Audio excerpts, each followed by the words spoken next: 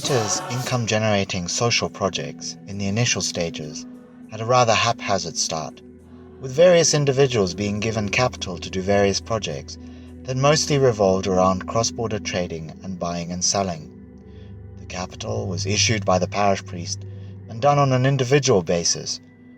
With the arrival of an official social worker in 2012, Sister Diana Kanyere, she saw her primary task as the changing of the mindset of the people from one of being dependent on handouts to being able to restore their dignity by various projects that involved the creation of value instead of just mere buying and selling.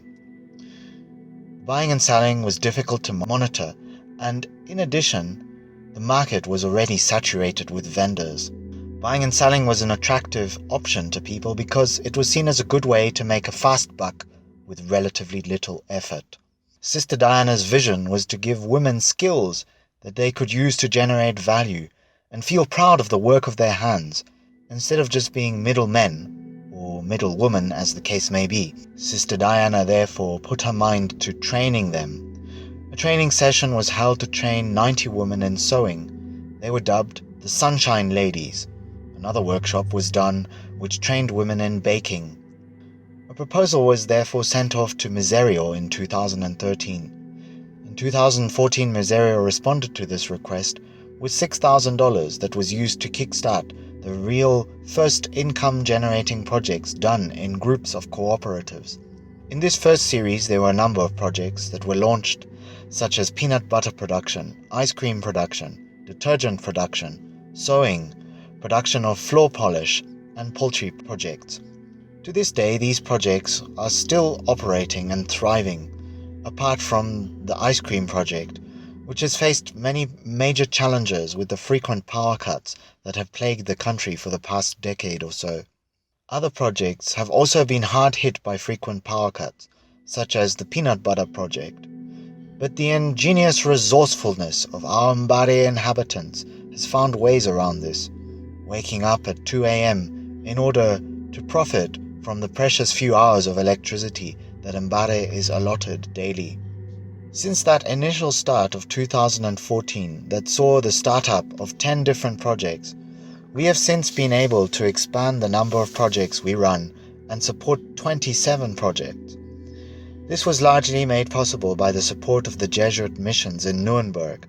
On his annual visit to Zimbabwe, Father Klaus, the director of Jesuit missions Nuremberg, was so impressed with the sterling work of Sister Diana that he decided to inject a further 30,000 into the project. This support has helped us expand the scope and number of projects. We currently have 6 peanut butter projects operating with a combined turnover of $5,700 per month.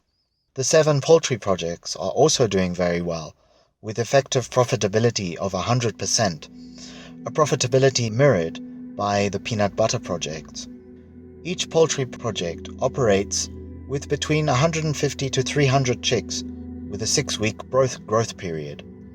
With such numbers, the projects are able to realize a profit of between $500 to $1,000 in a 6-week period.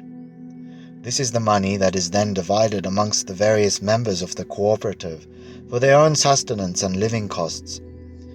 However, in order to instill in them the notion of stewardship of resources and a communal attitude of mutual support, we insist that every 3 months each project repays the parish 15% of their initial capital injection in order that these income-generating projects can form a revolving capital fund that is able then to provide starting capital to others who wish to engage in the same project. To date, of the total $9,000 dispersed as starting capital, $1,400 has been returned by these various projects. This shows that some groups have responded positively to our urgings to repay their initial loans.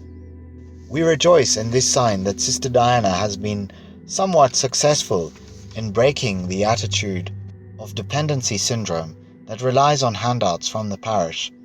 It shows that Mbare is finally taking its fate and its dignity into its own hands and supporting its own development.